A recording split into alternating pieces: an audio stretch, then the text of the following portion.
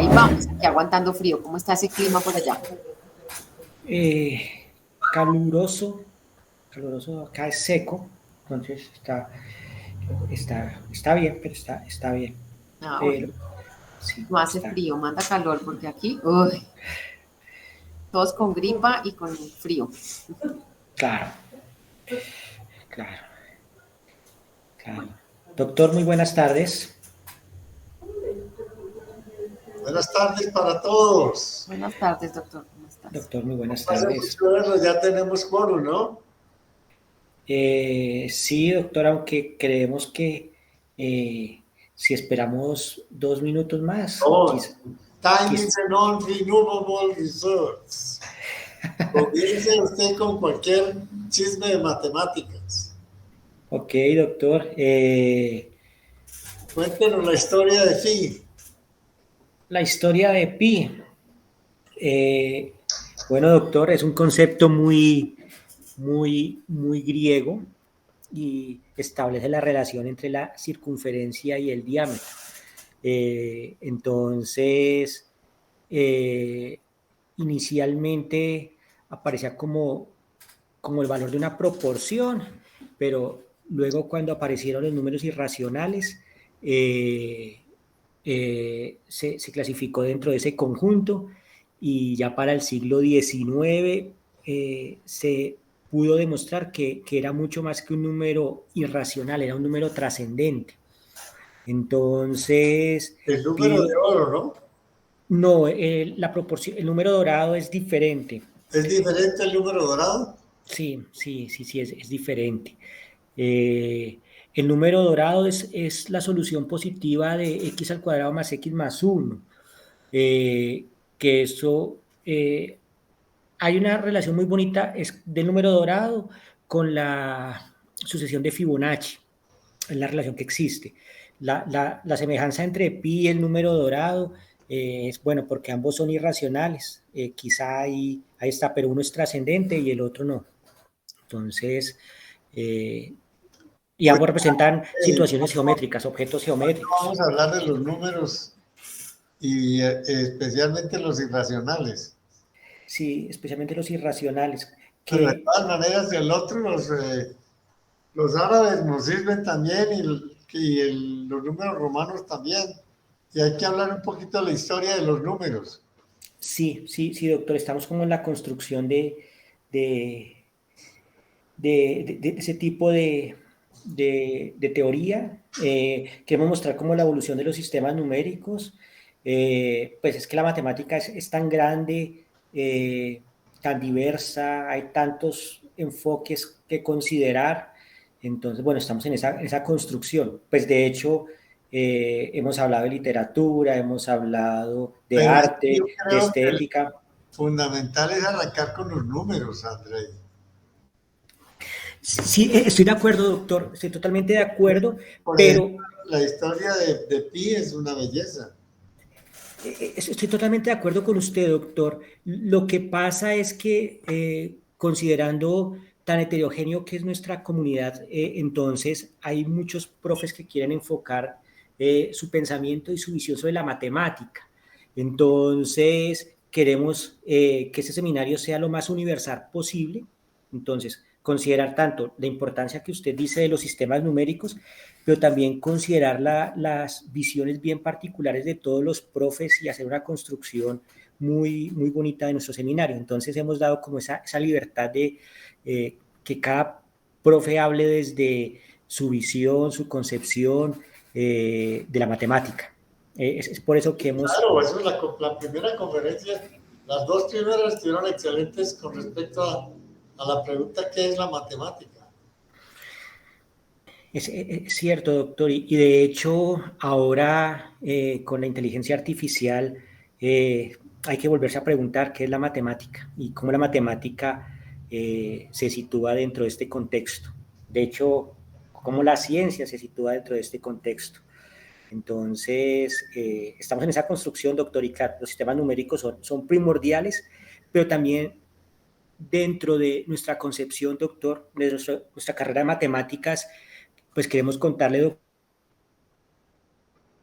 Hoy, Tal vez 3 semestres, doctor, de números. Después, ya los números no son más que una estructura y una representación, pero consideramos objetos mucho más universales. O sea, la matemática se desprende de los sistemas numéricos a partir del tercer semestre. Toda la filosofía que hay detrás del cero.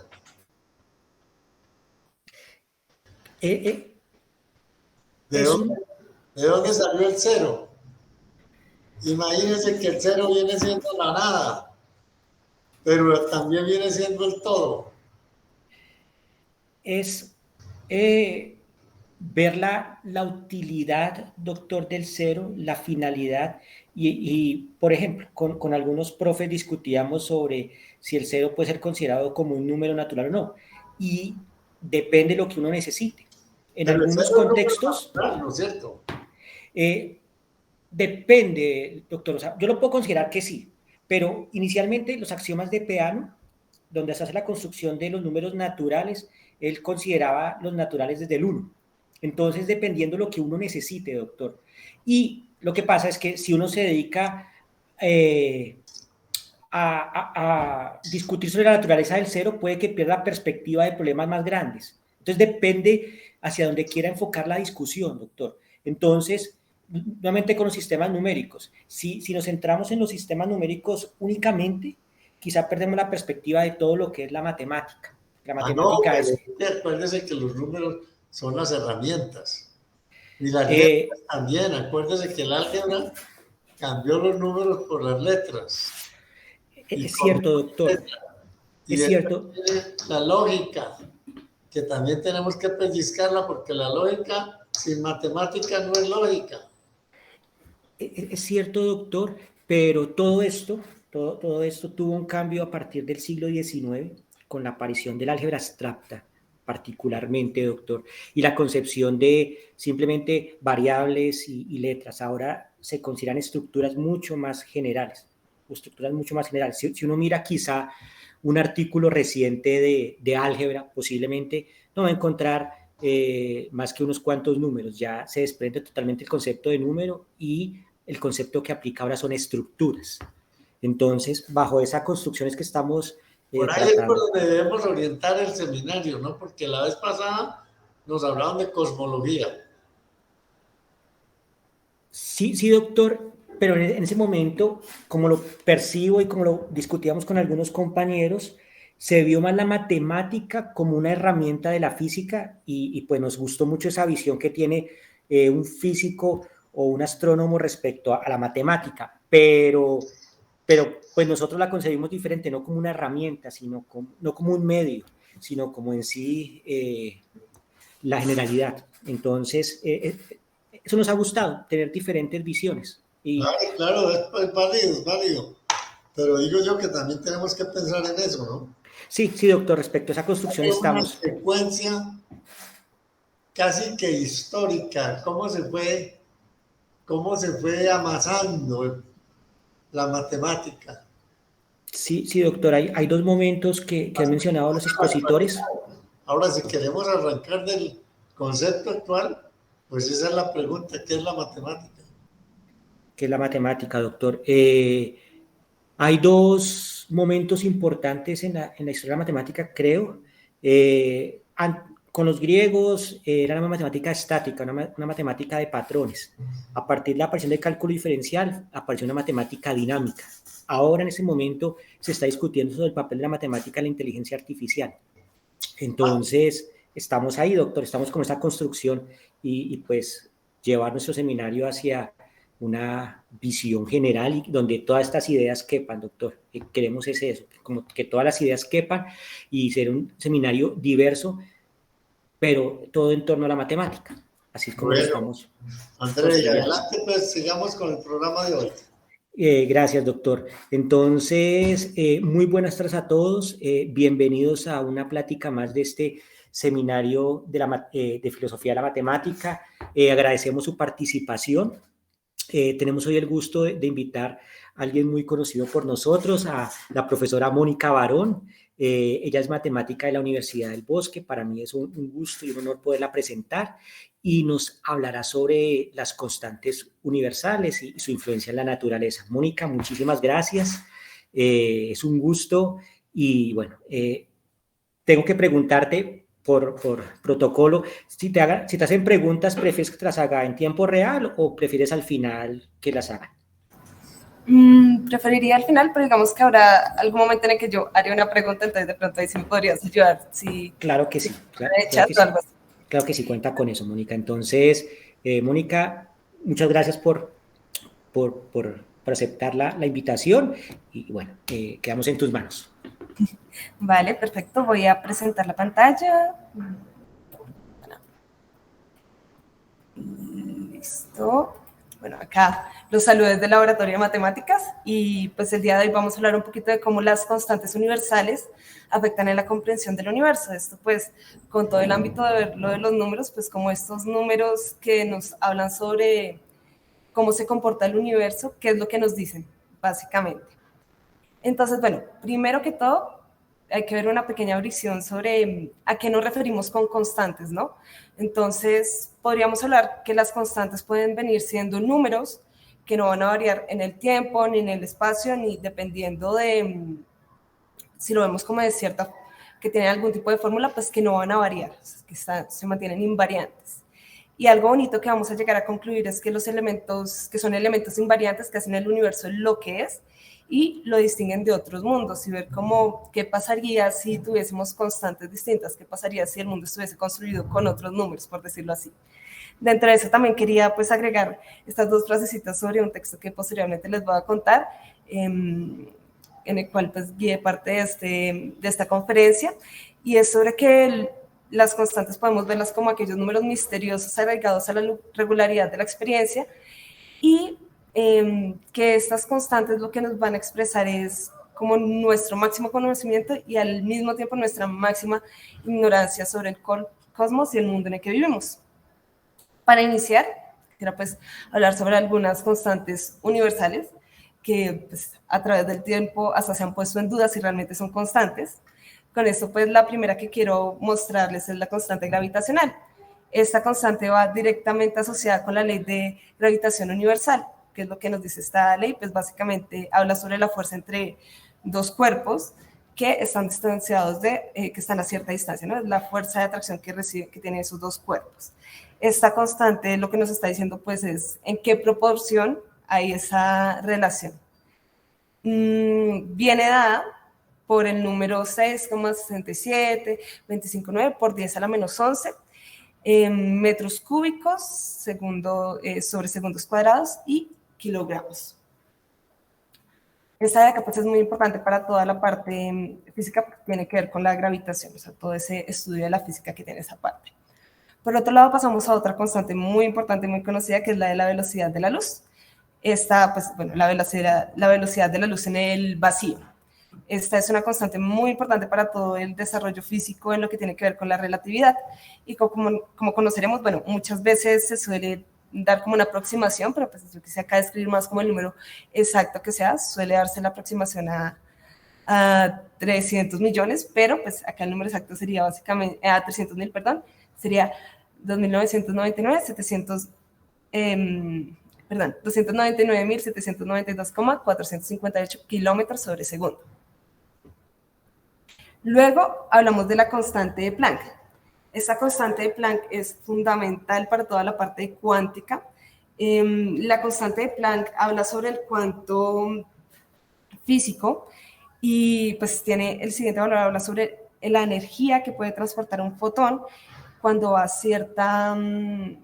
cierta, se olvida la palabra, onda, cuando va con cierta frecuencia de onda. Entonces esta es la constante que nos habla respecto a eso, es muy importante para toda la parte cuántica. Y por último, como de estas primeras constantes que quiero como que hablemos y analicemos un poquito, la carga elemental del electrón, que es otra muy importante y vamos a ver más adelante cómo esta es utilizada en otras cosas. Entonces, lo primero que quiero que notemos con estas constantes es algo extraño y de hecho, pues por una parte tenemos listo, encontramos las constantes, vemos cómo se asocian a distintas teorías físicas, cómo afectan en ellas, pero la pregunta es ¿por qué esos números? ¿Por qué en otros números? Pensando en la matemática hay números tan bellos como el número pi, hay muchos otros números racionales o irracionales, hay propiedades, a nosotros como matemáticos nos gusta ver mucho como qué propiedad puede tener un número, qué tipo de situaciones curiosas o características se pueden encontrar de un número. ¿Por qué estos números en específico? ¿Por qué tenemos estos números con las constantes? Esta duda respecto a las constantes se le presentó a Einstein. Él estaba pensando mucho en el tema de las constantes universales y llegó a definir, como en ese análisis de, bueno, qué es una constante, qué no, definir que hay como dos tipos de constantes. Por un lado tenemos las constantes aparentes, que van a surgir naturalmente, que nosotros pues como humanos nos encanta estar midiendo cosas, haciendo relaciones, entonces ahí vamos a encontrar unas constantes. Y por otro lado tenemos las constantes verdaderas, aquellas que no van a estar variando. Y el problema que él se dio, del que se dio cuenta, analizando esto, el problema al que él llegó es que si nos damos cuenta, nosotros con estas constantes que les acabo de mostrar, la de la gravitación, la de la gravedad, la de la constante de Planck, la de la velocidad de la luz, si se dan cuenta, todas estas tienen unidades. Tienen unas unidades que pueden variar. Entonces, ¿realmente son constantes o realmente las podemos considerar como constantes? Ese era como el problema que tenía Einstein con eso, porque si nosotros cambiáramos el sistema de unidades en el que estamos trabajando, por ejemplo, si en lugar de trabajar kilómetros, nosotros trabajáramos en millas, el valor de la velocidad de la luz pasaría de ser aproximadamente 300.000 kilómetros a 318.000 kilómetros, 380.000 kilómetros. Entonces, ¿dónde está el tema de que es algo constante que no va variando? Ese es como un problema que se le presentó a Einstein, decir, sí serían constantes estas que van a variar a medida que varía el sistema de unidades con el cual lo estamos trabajando. Entonces él comienza a analizar que lo que él busca o lo que él vería realmente como una constante universal o una constante fundamental son aquellas que no tengan ningún tipo de dimensiones. En específico, él buscaba mucho constantes que pudiesen escribirse en términos de los números básicos o de los números puros, que era lo que él llamaba a lo que es el número pi, el número Euler, los números enteros, racionales. Sí, que por qué no estaban descritos en esa manera, porque tenían que tener dimensiones. Y ese era como el conflicto que él tenía respecto a este tipo de constantes. Más adelante con el estudio, pues uno diría, ¿qué tipo de operaciones le puedo hacer a estas constantes para que finalmente se conviertan en una constante pura, por decirlo así, una constante que esté basada en, que no tenga de ninguna manera que estar conectada a esos sistemas de unidades que varían? Entonces, para eso, pues vamos a irnos un poquito a las constantes en la matemática. La primera de ellas, lo que es pi. ¿Qué es pi como constante? Pues pi, además de que vemos que es un número muy importante para la matemática, hay un estudio súper amplio sobre él, y Andrei lo comentaba ya al inicio, es un número trascendente, un número irracional, pero también nos representa una proporción, una relación, y con eso pues es una constante. ¿Qué es lo que nos presenta? Pues la relación entre el diámetro de una circunferencia y su perímetro.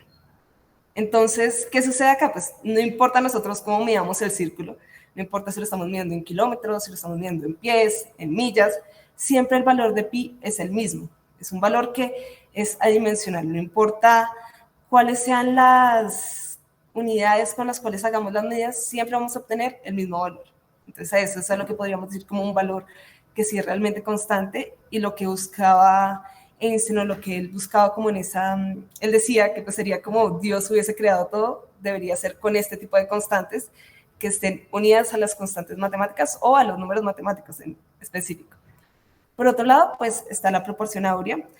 Lo que digo, tanto pi como la proporción áurea tienen pues ya todo otro estudio matemático, otra forma de verlo desde otra perspectiva. Acá lo estamos viendo como más desde la perspectiva de qué relaciones son las relaciones que van teniendo entre objetos, ya sea entre el perímetro del círculo y su radio, y en el caso de la proporción áurea, que podemos calcularlo teniendo la relación de un segmento al cual partimos en dos pedazos, uno más grande que el otro, y veremos que la relación que hay entre el segmento más grande y el más pequeño es igual a la relación entre el segmento completo, entre toda la línea, y el segmento más grande, que nos va a dar aproximadamente pues el valor de phi, 1.6118, etc.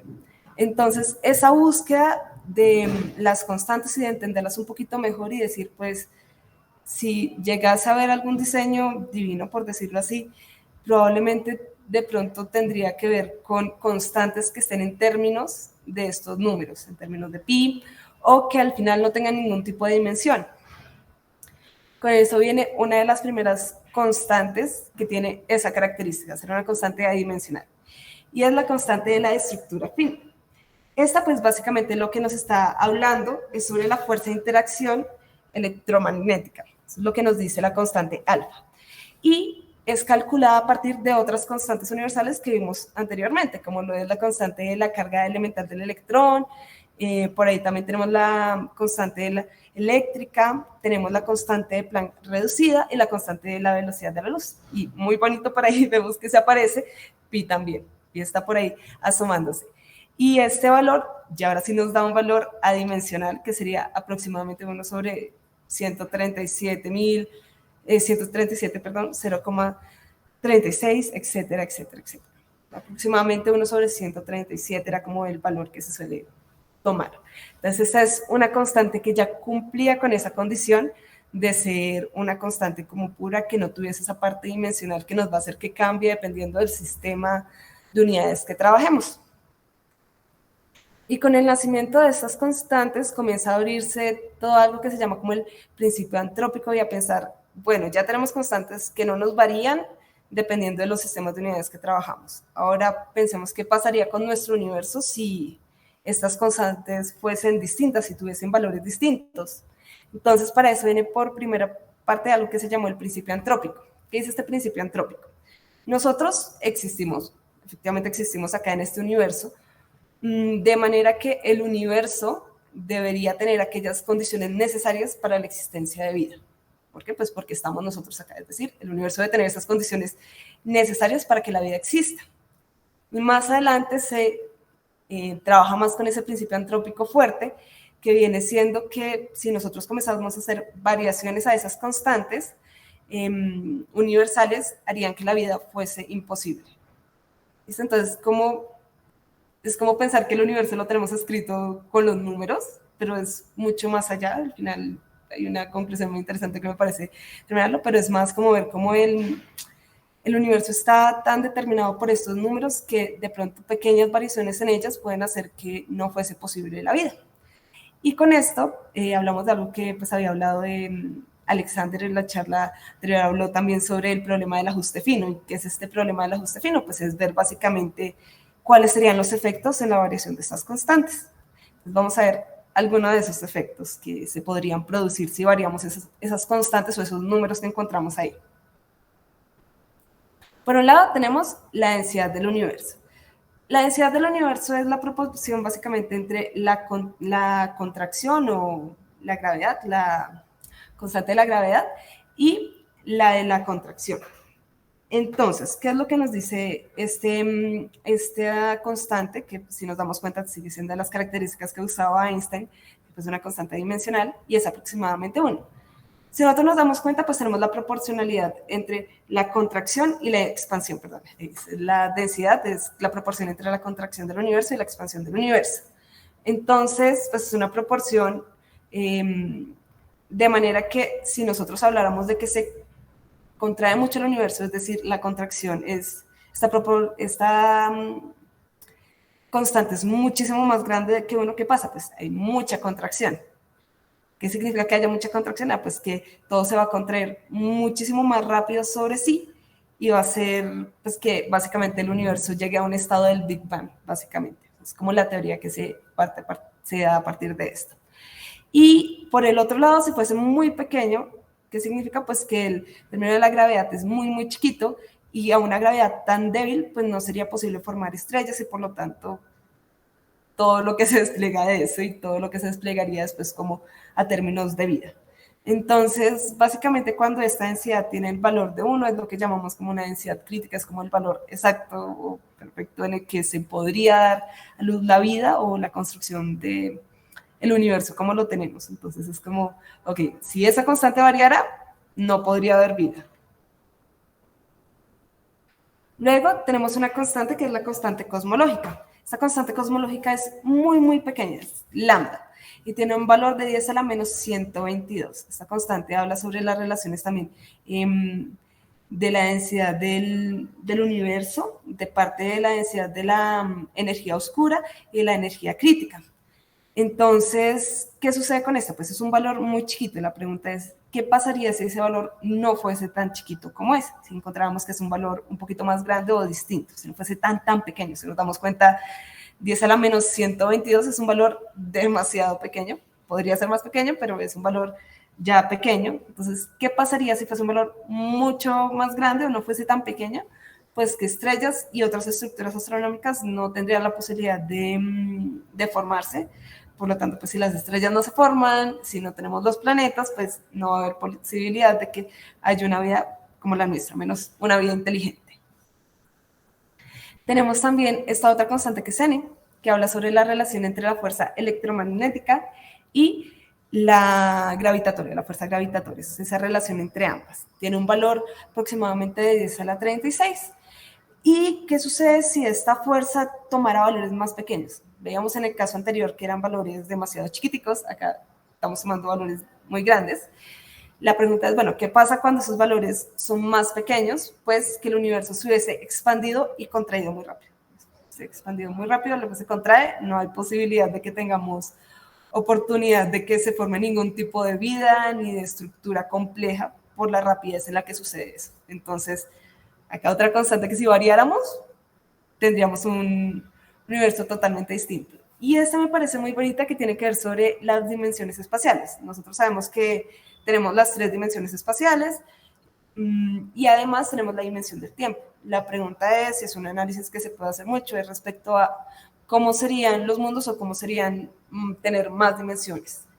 Y ya hay análisis que nos dicen que si, por ejemplo, viviésemos en un universo que tiene una dimensión mayor o exactamente una dimensión distinta a 3, las órbitas de los planetas no serían estables. O sea, las órbitas de los planetas solo son estables con 3 dimensiones. Si tuviésemos más o menos, lo que sucedería es que estos colapsarían sobre las estrellas. Vuelvo al punto, no tendríamos planetas.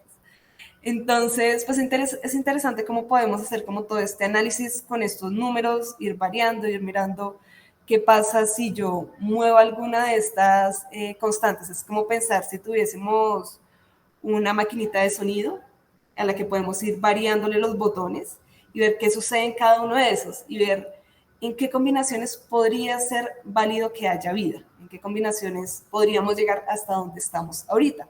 Tal vez hayan ciertas combinaciones de constantes, en específico aquellas que no vayan directamente ligadas a una ley universal, sino aquellas que sean un poquito más libres de moverse, que nos permitan que pensemos en que sí puede haber un desarrollo de vida, sí pueden haber desarrollos de organismos más complejos, pero entonces, ¿cómo sería? ¿En qué variaría? ¿Qué pasaría entonces si la constante de la gravitación fuese un poquito más pequeña? ¿Sería posible vivir en este planeta o de pronto tal vez sería necesario que fuésemos seres totalmente distintos para poder sobrevivir a esto? Esto nada tiene que, o sea, es más como pensar en esos posibles universos en los que se podría vivir, no como pensar que hay como múltiples universos, sino como qué hubiese pasado si hubiésemos estado en otro universo. Y que algo que me parece bonito, interesante de todo es que a fin de cuentas la existencia de estas constantes lo que hacen es que si nosotros no estuviésemos, o sea, si esas constantes no fuesen las que son, no tendríamos la oportunidad de estar ahora pensando en qué pasaría si fuesen distintas. Estas constantes son las que nos permiten estar ahora mismo, estar pensando y analizando sobre todo este inmenso mundo. Y listo.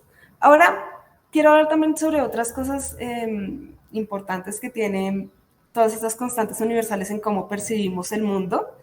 Y para eso pues quisiera hacerles una pregunta. De pronto ahí, Andrei, me puedes ayudar si de pronto respondieron en el chat o si alguien quiere abrir el micrófono y comentar. Y preguntarles cuánto mide un metro para ustedes, o qué es un metro, qué es la medida de un metro. Por ahí.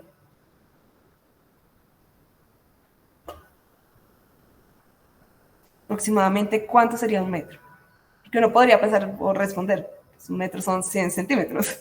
No tiene mucha lógica, ¿no? Pero entonces, ¿qué son 100 centímetros? ¿Cuánto es un metro? ¿De dónde nace que esa medida sea exactamente un metro? digamos que, bueno, no hay respuestas por ahí, pero podemos ver que a partir del tiempo, o sea, desde los inicios, la humanidad ha tenido la necesidad de medir cosas, ¿no? Medir distancias, medir masas, medir el tiempo.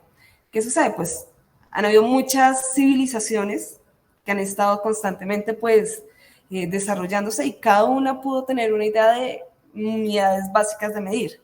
Por ahí tenemos la medida de que es un codo, o que tuviesen de pronto que una barra específica y esa fuese su unidad de medida, o habían casos en los cuales ciertas civilizaciones lo que hacían era decir, no, la medida fundamental lo que va a hacer es desde este pedazo de la mano hasta la punta del dedo índice, pero como pues no todas las manos son iguales, lo que vamos a hacer es sacar un promedio. Entonces, es un poco ambiguo ahí saber esa medida, tener como una medida fundamental con la cual trabajar.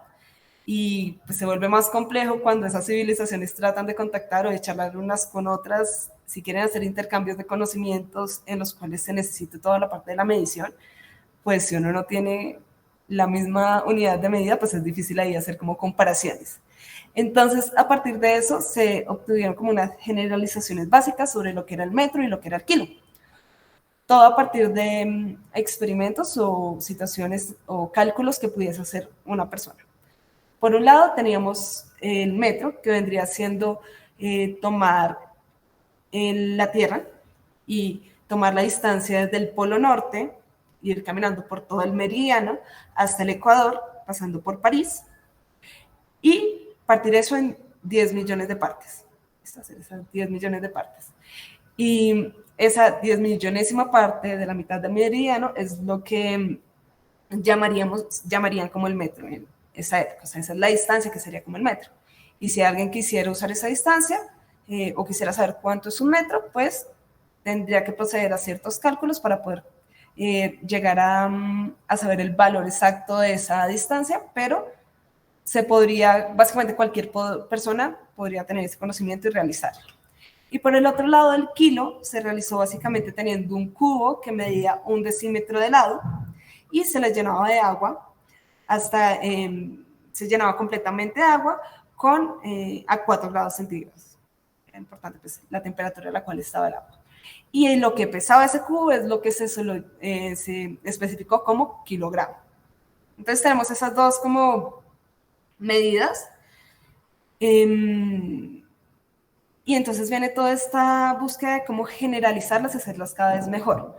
Por una parte, en 1792 se realizó la definición de la Academia Francesa de Ciencias, que es la que del metro, que es la que les especificaba ahorita, que es la parte meridiana. Y posteriormente, en 1875, en la búsqueda de que todas las personas tuviéramos las mismas unidades, todos trabajáramos con las mismas unidades en toda parte del mundo, se hizo la Convención del Metro, que era un tratado internacional que buscaba crear una autoridad mundial de la metrología, o sea, todo lo referente a lo que son las medidas, de todas las medidas, lo que refiriese tiempo, masa, distancias, temperatura, y que básicamente cada parte del mundo tuviese esos distintos como institutos de metrología, perdón, donde pues se pudiese tener ese análisis de las unidades. Entonces, ¿qué sucede? Que pues ya tienen ese instituto armado o formado y se dan cuenta pues que la forma de medir un metro y la forma de medir el kilogramo no son muy prácticas. Pueden ser útiles, pueden servir, pero realmente no son prácticas. Entonces proceden en 1889 a crear prototipos para el metro y el kilogramo. ¿Qué son estos prototipos? Pues son ciertos objetos físicos que iban a dar la medida de cada cosa. En el caso del metro, era una barra de aleación de platino e iridio. ¿Por qué platino e iridio? Pues porque es un material que no tiene... que no es tan sensible a las temperaturas, es resistente.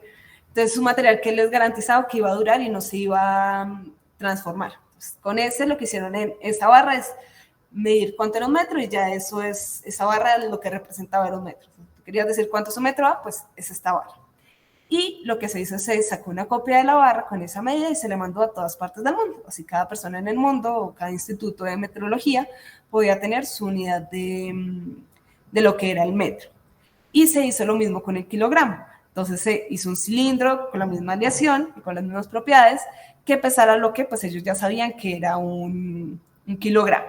Entonces lo mismo, se le mandó a cada persona, a cada país de los que estaban por lo menos en el Tratado del Metro y se resguardaron. Entonces ya teníamos como algo físico en lo cual, o ya se tenía algo físico en lo cual basarse de que era un metro y de que era un kilo. Y uno dice, pues genial, qué grandiosa idea, pero a largo plazo no es la más útil, porque si bien esos materiales eran muy resistentes, si en algún momento, por ejemplo, el material del kilo llegase a perder algún tipo de átomo, pues la medida de kilo cambiaría para todos. Entonces ahí habría un problema. Y más aún pensemos imaginemos que llega algún tipo de civilización extraterrestre con la cual queremos comunicarnos y hablar de medidas y cómo le explicamos que es un metro diciéndole no, es una barrita que tenemos guardada en un instituto. Entonces no es tan general como se busca. Era útil,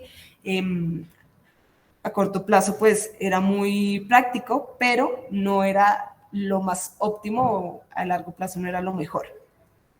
Entonces ya para el siglo XIX y XX comenzaron con la utilización de las famosas constantes universales para poder definir todas estas unidades de medida. Primero pues voy a hacer como un primer paso de cómo fue evolucionando el metro, la medida del metro. Por una parte tuvo ayuda del interferómetro de Michelson, que lo que hacía era básicamente medir la longitud de onda de la luz roja del cadmio.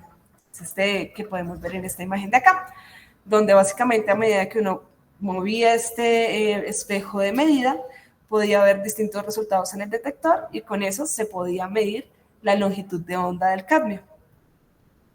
Como se podía medir la longitud de onda y yo podía mover este espejo, lo que era un metro, teniendo en cuenta la barrita que teníamos, uno haciendo este experimento podía finalmente calcular que era un metro, que al final se dijo que pues un metro iba a ser 1.533.393,3 longitudes de onda del cadmio.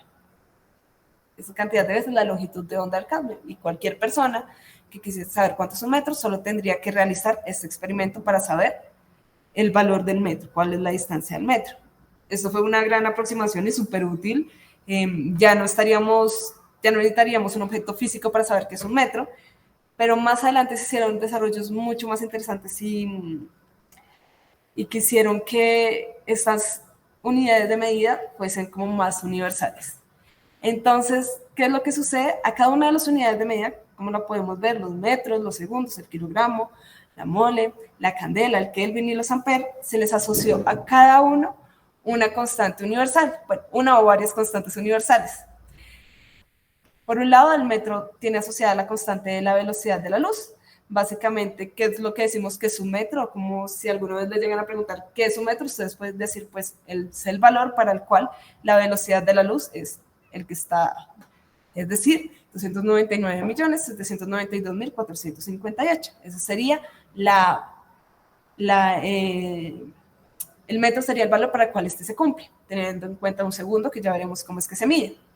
En otras maneras, podemos decir que un metro es la distancia que recorre la luz del cadmio cuando, es esa distancia que se recorre en una fracción de 1 sobre 2.299.792.458 segundos. Es como lo que puede recorrer en ese tiempo, la luz.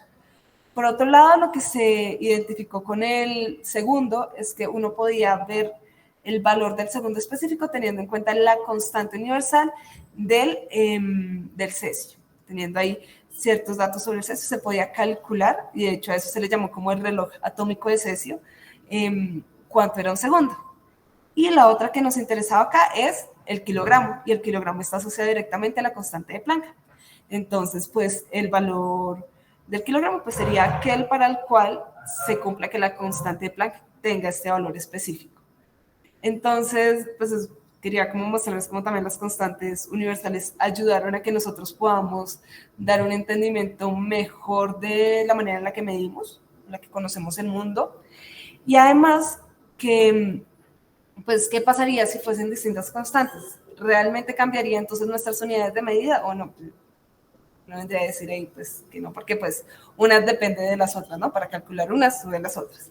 Entonces, pues es como estas constantes universales, además de describirnos cómo es el universo en el que vivimos, nos permiten poder definir todas esas unidades de medida fundamentales para todo lo que hacemos en la actualidad y pues, desde la antigüedad, y poder comunicarnos entre nosotros. De hecho, la distancia de que es un metro y todo esto es lo que se mandó en la Voyager, si no estoy mal, para que pues si algún tipo de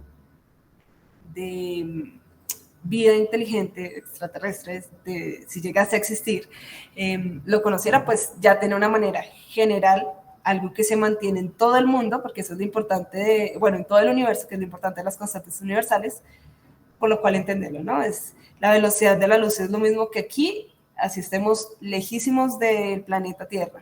Por eso es que son tan importantes, porque tienen como ese carácter general de que es lo mismo tanto acá como en el resto del universo.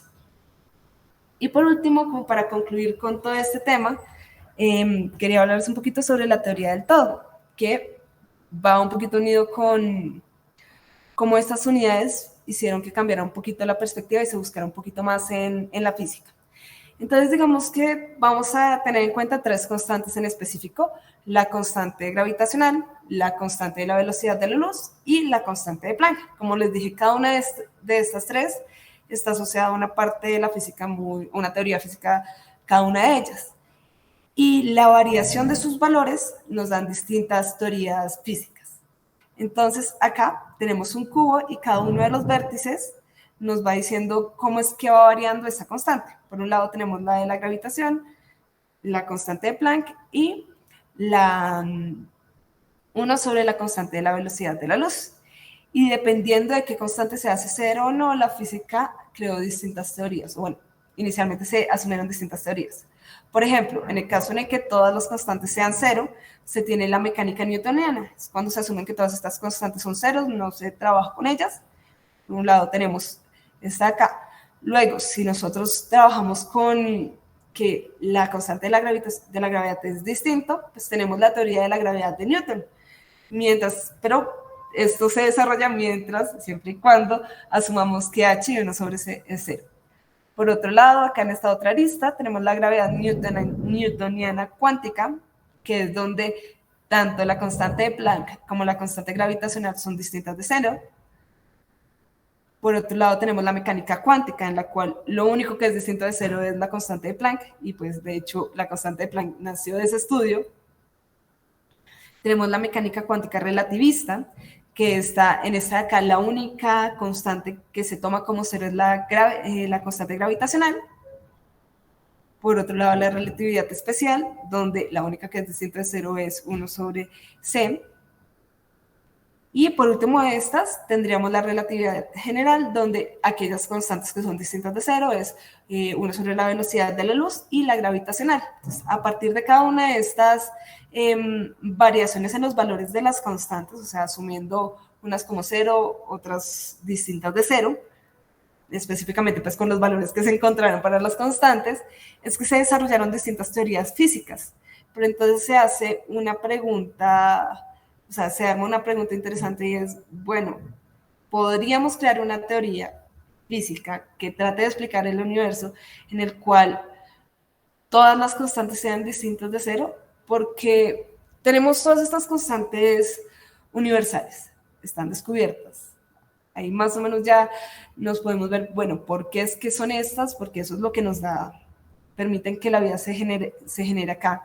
Entonces, si ya sabemos estos valores de las constantes, no sería raro pensar pues, que el universo se comporta en una teoría física en el cual estén involucradas las teorías constantes.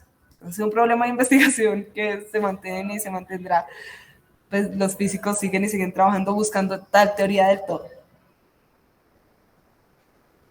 Y como último, para concluir acá, quería dejar esta frase del texto de John Barrow sobre las constantes en la naturaleza, que creo que nos da un poquito sobre hacer pensar sobre qué son los números o cómo los números pueden afectar en el universo. Entonces, básicamente acá se las leo, dice cómo hemos encontrado que el universo está modelado por nada más que números, y los números son cosas que entendemos, en parte. Pero aunque las constantes de la naturaleza sean números, no son simplemente números, ni tampoco son solo números. Son los códigos de barras de una realidad última, los números de identificación que desvelarán los secretos del universo algún día. Acá está pues el texto que quería compartirles, las constantes de la naturaleza de John Barrow. Parte de eso, pues de la información que les expuse acá viene parte de ese texto. Es un texto muy bonito, hace como ese análisis filosófico mucho más amplio de qué pasa si las constantes son distintas, que también un desarrollo como histórico de cómo se fueron planteando esos cambios en el universo, y pues ahí lo recomiendo. Si tengo la posibilidad lo subo para el drive que tenemos que está en la página del seminario, y eso sería todo.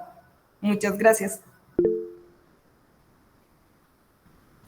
Mónica, qué bonita plática, te agradecemos, estuvo muy, muy bonita y bueno, abrimos el espacio de preguntas y de comentarios. El doctor Gerardo creo que tiene un comentario.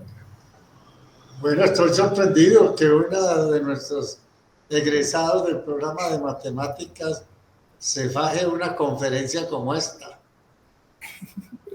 Muchas gracias. Sorprendido porque realmente este capítulo yo no lo tenía ni en mi mente, pero me abre una cantidad de horizontes impresionantes, ¿no?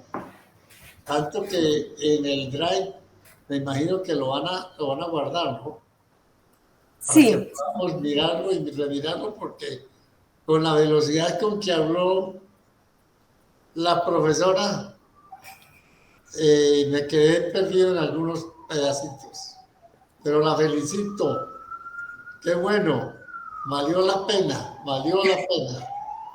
Muchas gracias. Sí, yo voy a subir. Está en el laboratorio, lo tiene en el laboratorio expuesto. Los muchachos pueden ver esto en el laboratorio. Hoy no están en el laboratorio, y pues asistieron en la mañana, vinieron estudiantes de colegio a conocer el laboratorio, pero ahorita en la tarde no tuvimos invitados.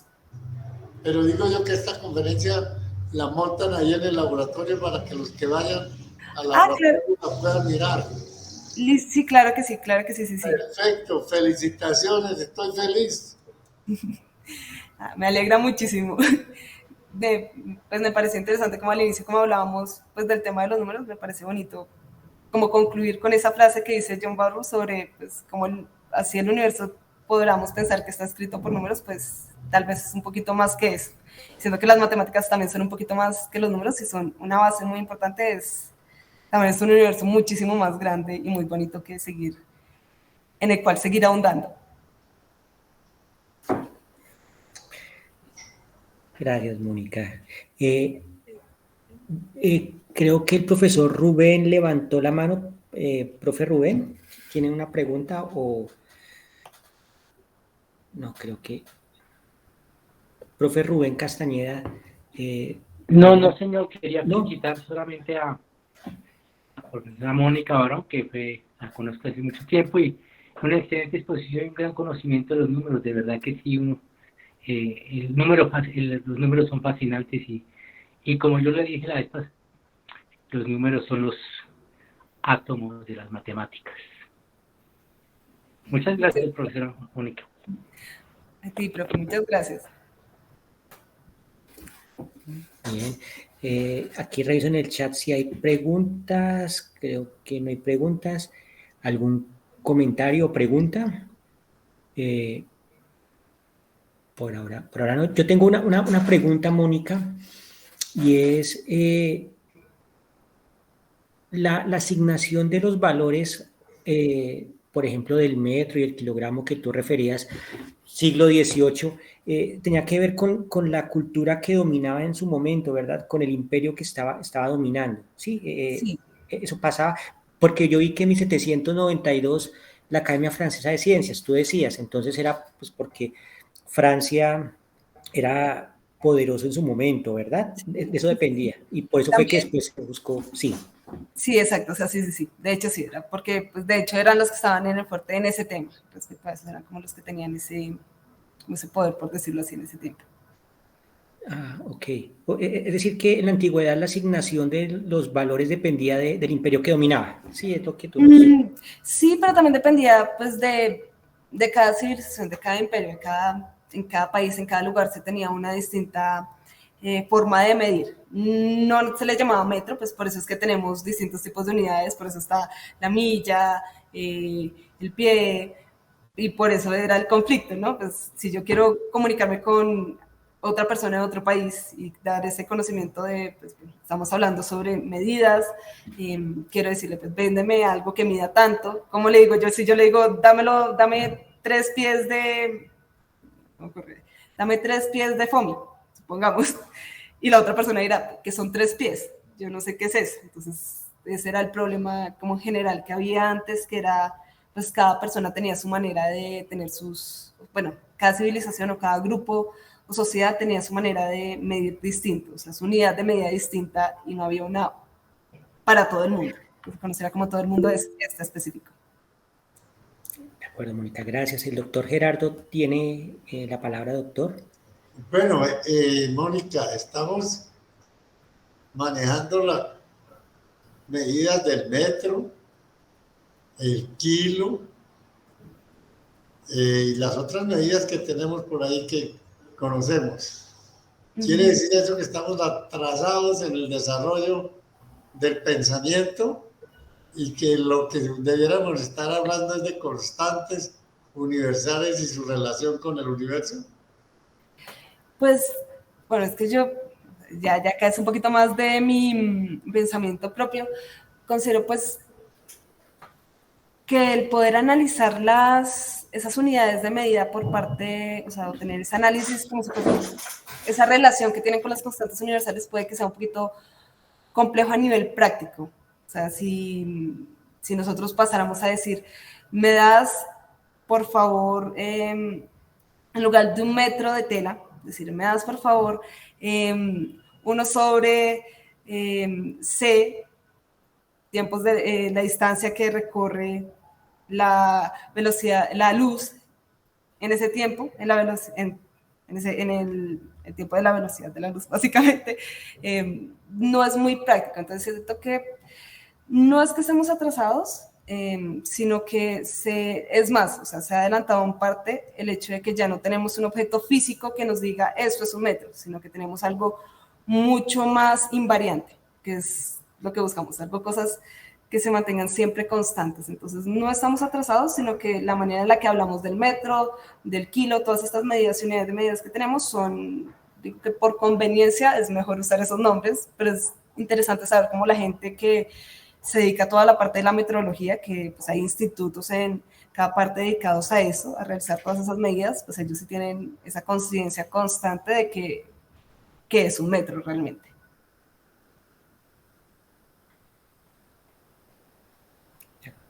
De acuerdo, Mónica. Muchas gracias, Mónica. Hay una pregunta desde la coordinación de matemáticas. No sé. Hola, André, sí, Carolina. Carito, ¿cómo estás? Muy bien. Bueno, felicitar a Mónica por la charla, me conecté un poquito tarde, excúsame, pero escuché pues una parte que me quedó sonando algo, Mónica, y quería preguntarte con una idea de saber, porque me sentí ahí como un poco ignorante. Uno conoce mucho, pues digamos que en la fase escolar y demás, uno conoce la velocidad de la luz, es una constante que está ahí de manera como muy clara, que se lo explican a uno, pero te escuché decir que en forma jocosa decía si llega alguien de otro planeta, de otra galaxia, y quiere, digamos, identificar qué es 1 metro, entonces yo se lo puedo dar en términos de esa constante universal. Pero mi pregunta quedó como, ¿realmente fuera de la Vía Láctea hay evidencia que la velocidad de la luz es la misma? Bueno, evidencia, no sé, bueno, ahí sí no sé bien cómo sea el tema a nivel de estudio físico, porque pues, y a nivel cosmológico, ¿no? Ellos trabajan mucho con algunos datos estadísticos. No sé si exactamente hay una evidencia, pero sí según tengo entendido, pues sí se tiene como esa concepción, pues sí es una constante universal, es porque se maneja de tal manera en toda parte del universo, o sea, en todas partes y en todos los tiempos posibles, o sea, ahorita y antes. Igual siempre quedan, y es algo interesante, que es algo que está pasando ahorita con la gravedad, la posibilidad de que realmente no sean constantes, que tal vez sí hayan ciertas variaciones y que sean muy pequeñas, que aún no las hemos logrado percibir y que puede que sí varíen en el tiempo, o tal vez a distancias mucho más extensas o muchísimo más lejos de lo que se ha estudiado, sí haya variaciones constantes. Igual, de cierta manera, pues estas constantes también están asociadas a las leyes de la naturaleza, y si no fuesen esos valores, pues ya vimos que hicimos como un análisis de ciertas constantes, que si no fuesen esos valores, habrían problemas con la existencia de la vida. Entonces, igual cabe la posibilidad de que en un futuro lejano se den cuenta de que tal vez más lejos no se perciba la misma velocidad de la luz, que podría suceder, y que es algo que, por ejemplo, se abrió en duda con la constante gravitacional, de si realmente es constante o no, o si está variando. Gracias, Mónica. Queda ahí como bueno, me dejas una tarea interesante. Eso me parece chévere porque, claro, cuando te escuchaba, aún más se me abrió como la pregunta, y es en esta idea de expansión del universo, esta idea del Big Bang y demás. Claro, están esas preguntas que de pronto es interesante pues consultarlas a profundidad y demás, si realmente esas constantes han sido constantes o realmente han sido más circunstanciales en un tiempo definido. Pero súper, te felicito, Mónica, gracias por esta charla, de verdad, aprendí muchísimo. Muchas gracias. Gracias, Mónica. Tenemos dos personas en lista. Jaime, tiene la palabra, Jaime. Hola Mónica, hola a todo el mundo. Primero, gracias por la charla, estuvo bastante interesante. Y bueno, yo tengo una pregunta que me acaba de, no sé, como matar la mente, más por mis visiones religiosas, porque, no sé, me surgió de la nada y va más o menos así. La existencia de las constantes universales implica la existencia de una mente creadora detrás del universo. Bueno, digámoslo en otras palabras, ¿no? A ver, o sea, son las constantes universales evidencia de un diseño inteligente del universo, porque es que el universo, bueno, así como se pinta, es muy perfecto, ¿no? Por ejemplo, tú hablabas de que si modifico esta, pues prácticamente nos jodemos todos, ¿no? Básicamente, ¿sí? Esa es como siempre la conclusión final, ¿sí? Entonces, a priori, pues eso implica que puede haber una construcción detrás. No, no digo que sea Dios, seguramente no, pero parece ser que el universo está muy bien construido, ¿no? O bueno, o si no es eso, entonces son el resultado de procesos físicos y matemáticos que se rigen por las leyes naturales. O ¿tú qué piensas? Que no sé. Bueno, pues, de hecho, pues todo este trabajo sobre las constantes siempre abrió ese pensamiento de si hay algún tipo de diseño divino, o sea, pues sí, claro, porque estamos en un mundo donde todos estos valores numéricos se ajustan a las leyes de manera que podamos vivir. Yo, por lo personal, considero que también a veces es parte de pensar, bueno, hay tantas posibilidades, el hecho de que estemos ahorita pensándolo no nos quita el hecho de que capaz no conocemos exactamente qué habrá pasado antes del Big Bang, nos falta conocer muchísimo del universo, que tal vez sí hayan existido otro tipo, o el universo en su tiempo, en algún momento, haya existido, haya sido con las otro tipo de constantes en el cual no hay posibilidad de existencia de la vida. De hecho, hay algo bien interesante que habla sobre cómo, bueno, ¿qué pasaría? Pues imaginémonos que el universo pues se está expandiendo, y contrayéndose, y que en algún momento entre esa expansión y contracción puede llegar a generarse otra vez el Big Bang. Entonces es como que hay Big Bang, luego es Big Crunch, si no estoy mal, que es el otro, que es como volver a contraerse. Y si las constantes de la naturaleza, estas constantes universales, podrían propiciar que hubiese como un ciclo repetitivo en el cual se expande, se contrae, se expande, se contrae. Y en cada una de estas expansiones y contracciones tenemos unas constantes distintas, en las cuales en algunas tal vez habrá vida, en algunas otras no. Siento que también puede ser un poquito como de suerte, o pues que nosotros podemos pensar que es suerte porque estamos viviendo exactamente en esto. O sea, creo que es el pensar, pues si no existieran esas constantes, no tendríamos la oportunidad de estar pensando sobre si existen estas constantes. Entonces, tal vez no es que esté diseñado, tal vez puede ser cuestión del azar, pero pues hay cosas que no sabemos. Claro, sí. Aparte, yo voy más como por el pensamiento un poquito, pues no sabemos, no conozco qué hay más allá. Podría que existiese un diseño, no necesariamente tiene que ser un dios. De pronto somos algún tipo de simulación de un computador, no sabemos. Pero pues creo que hace parte de todo esto, como el estar pensando que eso va más allá. O sea, creo que es la parte interesante de analizar. Claro, sí, y bueno, con eso tengo también otra preguntita. ¿Crees tú entonces que las constantes universales son una realidad objetiva del universo o son más bien una construcción humana que nos ayuda a comprender el mundo que pues, nos rodea? Uy. Bueno, no sé. Yo diría, claro, o sea, hay parte en la que pues nosotros estamos ahí involucrados. El hecho de que creo que ya, bueno, es un tema complejo hablar de los números en sí, de que es un número, Claro. qué es lo que representan. Entonces puede que sí sean algo más, y nosotros estamos tratando de usar nuestras herramientas, los números, las ecuaciones para tratar de entenderlo.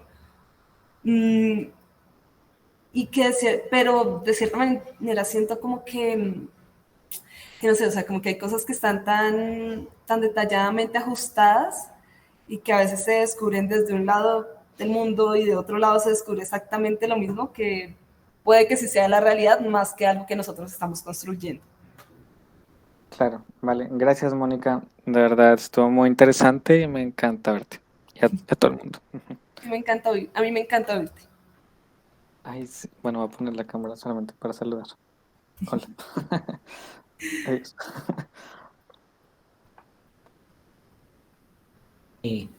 Gracias, Esteban. Gracias, Mónica. Hay una pregunta de Esteban, un comentario de Esteban. Esteban tiene la palabra. Hola, Mónica, ¿cómo estás? Y buenas tardes. Yo estoy utilizando el celular de Esteban en este momento. Y bueno, primero felicitarte porque muy interesante un tema de investigación en este momento supremamente difícil de abordar. Primero felicitarte porque respondiste muy bien las preguntas de nuestros compañeros. Lo segundo, quisiera como aclarar algunos detalles con respecto sobre todo a la pregunta de la profesora Carolina y a la pregunta del profesor Jaime. La pregunta de la profesora Carolina es muy interesante. ¿En qué sentido? Si nosotros hemos medido esas constantes fundamentales, digamos, fuera de la Vía Láctea o en otras partes del universo, la respuesta es sí y no. Entonces, ¿por qué sí y no? Digamos, ¿por qué esas constantes entran ahí? Nosotros sabemos que nosotros podemos manejar, digamos, proporcionalidades, sean directas o sean inversas, ¿cierto? En el caso de las matemáticas, por ejemplo, hay proporcionalidades muy conocidas como la relación de la circunferencia a su diámetro, y sabemos que la constante de proporcionalidad que se maneja ahí, cuando uno pasa de una constante de proporcionalidad a una igualdad, introduce esas constantes, que es, por ejemplo, en este caso el número pi. Para nosotros en física, la física no está necesariamente presente en las ecuaciones como tal. La física está en las constantes como tal. Ahí es donde es. ¿Por qué? Porque la física es netamente, o sea, obviamente tiene la parte teórica, pero el juez y señor, digamos, que decide qué modelos, por ejemplo, del universo son correctos o qué modelos, digamos, para trabajar magnetismo, lo que sea es correcto, es el experimento. El experimento es el que le dice a uno, eso vale tanto y es así, de esta manera. Entonces, ¿qué es lo que pasa? La gran mayoría de lo que nosotros hemos hecho con esas constantes que llamamos universales, pero no hay que confundir el hecho de que sean universales en la extensión del espacio y el tiempo. Por ejemplo, con la constante de gravitación universal. ¿Por qué nosotros la llamamos universal? La llamamos universal es porque aplica en principio para todo lo que tiene masa y para todo lo que tiene energía. Entonces, es en ese sentido que sea universal. Pero básicamente las mediciones que nosotros hemos hecho que se pueden, digamos, corroborar de maneras diferentes y de metodologías diferentes. La primera que midió, por ejemplo, la constante de gravitación fue Cavendish, ¿cierto? Con una balanza de torsión, pero no es la única posibilidad que nosotros tenemos para medir esas constantes. La gran mayoría, todas se han medido básicamente con experimentos aquí en la Tierra. Entonces, la pregunta de Carolina es muy importante. ¿Por qué? Porque en cosmología, para el universo, nosotros tenemos algo que llamamos el principio cosmológico, que se basa en algo que se llama la homogeneidad e isotropía del espacio y el tiempo. ¿Y qué quiere decir eso? Eso tiene implicaciones muy fuertes porque si nosotros no nos basáramos en ese principio cosmológico, muy difícilmente podríamos afirmar de que esas constantes tienen una validez tanto aquí como allá en cualquier otra parte del universo y como en cualquier otra parte del tiempo. Entonces, hay otros principios fundamentales detrás de esas constantes que pueden verse perjudicados si nosotros pensamos que esas constantes no son constantes y pudieran variar con el tiempo cosmológico. Entonces, la respuesta es, sí las hemos medido acá en la Tierra, sí las hemos medido en otras partes del universo con datos cosmológicos. De hecho, yo les voy a dejar un paper que publiqué hace unos años con unos colegas, donde nosotros planteamos esa posibilidad de variación de esas constantes universales y tenemos evidencias observacionales. Infelizmente, no son, en términos de estadística, no son tan significantes porque los experimentos que se están haciendo o las observaciones que se están haciendo no apuntan a medir necesariamente esas constantes, pero tienen implicaciones serias. Por ejemplo, una constante que es importantísima para nosotros en física es lo que llaman la constante estructura fina, y nosotros tenemos evidencias de que está variando con el tiempo cosmológico. Entonces, Carolina, sí hemos podido medir ciertas cosas hasta ciertos redshift en el universo y los datos nos muestran cierta tendencia a que eso no sea constante en el tiempo cosmológico, sino que hayan unas variaciones. El asunto es cuando tú tienes que hacer una publicación y tienes que llevar esas evidencias a escrutinio con tus pares, pueden haber problemas serios porque hay gente que es muy tradicionalista y, por ejemplo, si nosotros pensamos, eso fue un caso muy famoso de un investigador que se llama João Maguejo, que él es de Portugal. Él encontró, hay mucha gente que hemos visto las evidencias en los datos observacionales, pero no todos nos atrevemos a afirmar las consecuencias porque sabemos que las consecuencias son graves. La constante estructura fina, la constante de gravitación universal, la constante de Planck, la constante de Boltzmann, la constante de la velocidad de la luz, todas están relacionadas entre sí y efectivamente tienen que ver con mediciones fundamentales para nosotros. Pero si una varía, alguna de las otras también debería estar variando. Y entonces este investigador dijo, no, pues lo que tiene que estar variando es la velocidad de la luz. Y eso es un problema serio porque es uno de los principios fundamentales de la relatividad especial y general. Y ahí vienen problemas complicados, donde las personas más tradicionalistas o más conservadoras no quieren que eso sea de esa manera porque sería perder un trabajo importantísimo hasta donde hemos llegado al punto de hoy.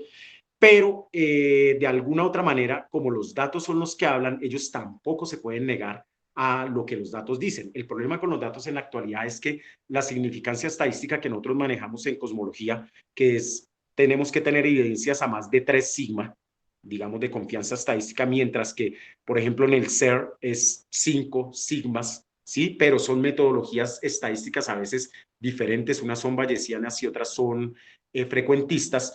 Eso nos trae problemas serios porque a pesar de que nosotros vemos en la media las variaciones en los sigmas de significancia estadística, no podemos afirmar de que eso esté sucediendo aún. Entonces, lo que se ha propuesto es experimentos que midan directamente estas constantes en digamos, zonas o regiones apartadas del universo como tal.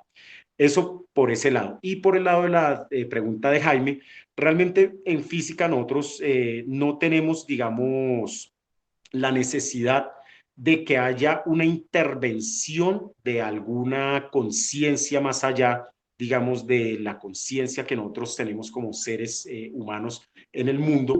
Por ejemplo, llámese un Dios, sea católico o sea de otra religión, no están en las ecuaciones por ningún lado. Entonces, el hecho de que hayan estas consideraciones no afecta el trabajo que nosotros estamos realizando como tal. Sin embargo, pues hay expresiones muy bonitas como por ejemplo las de Rabindranath Tagore, que era muy amigo de Albert Einstein, que él hablaba que nosotros, los seres humanos o estas especies en general, somos la conciencia del universo en sí mismo. Es una consideración muy importante. Y la otra, por ejemplo, la que pasaba con Newton. Newton hizo un montón de física, pero él estaba pensando, él quería el pensamiento de Dios. O sea, si Dios creó de alguna manera este universo, sí, que es una obra de arte, ¿cómo podemos conocer ese pensamiento? Pues a través de su obra. O sea, que los físicos, las personas que estamos dedicando este tiempo a investigar cómo funciona el universo, puede sonar pretencioso y la idea no es esa. La idea es como dejar en claro que, digamos, bajo una perspectiva religiosa, tú siempre vas a necesitar, digamos, ese punto de contacto con ese ser superior en general, ¿cierto? Para poder explicar todo el resto de cosas que pasan a nuestro alrededor.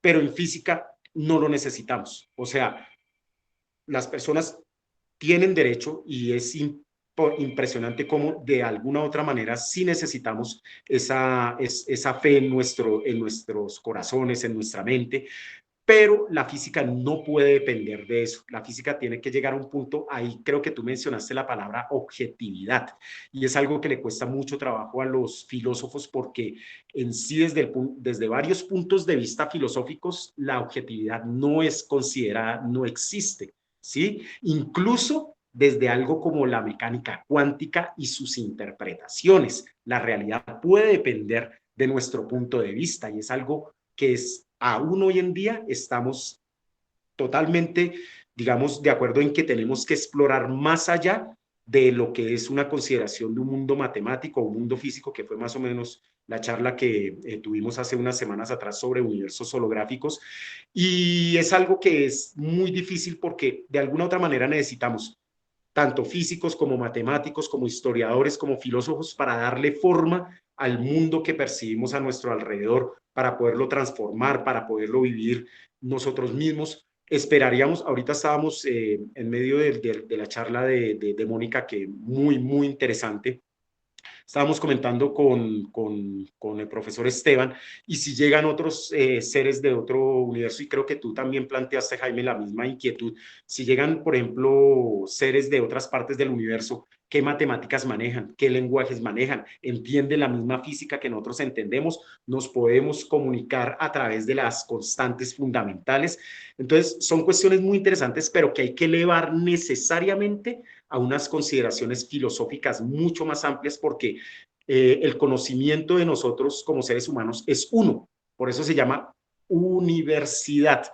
Por eso es que de alguna otra manera nosotros lo que hacemos es disgregarlo, que es correcto en el sentido en que pues ya es muy amplio, todos no podemos saber de todo, en este momento ser eruditos es casi imposible, pero lo que sí es cierto es que podemos trabajar en conjunto, y en conjunto sí podemos, cada quien desde su área de conocimiento puede aportar a que tengamos respuestas más concretas al respecto, que son preguntas difíciles. A veces es más importante la pregunta que la respuesta. Entonces pasan ese tipo de cosas.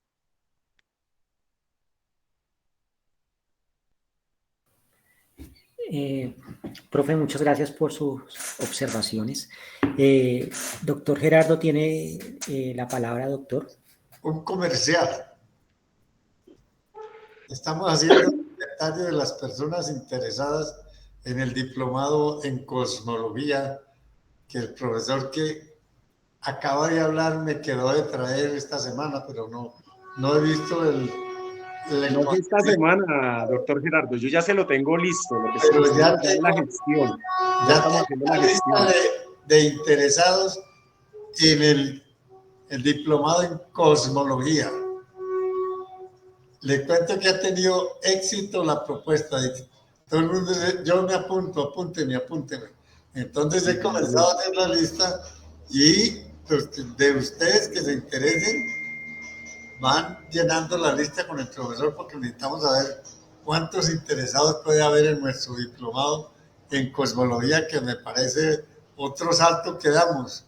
Cuando armamos el laboratorio de matemáticas y museo laboratorio de matemáticas, dimos un saltico, pero ahora con el diplomado en cosmología creo que vamos a dar otro salto.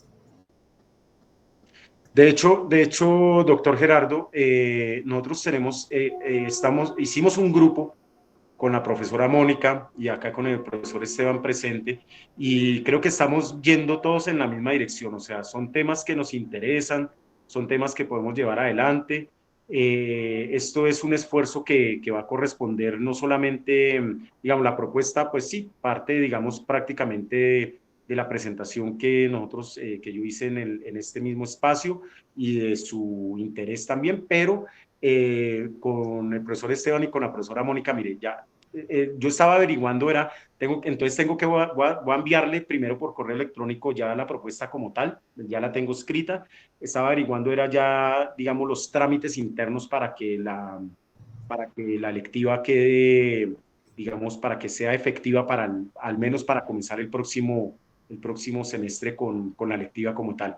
Pero todos vamos a construir. De doble modalidad, el diplomado abierto a todo el mundo y la electiva para los estudiantes de pregrado que quieran escoger esa electiva.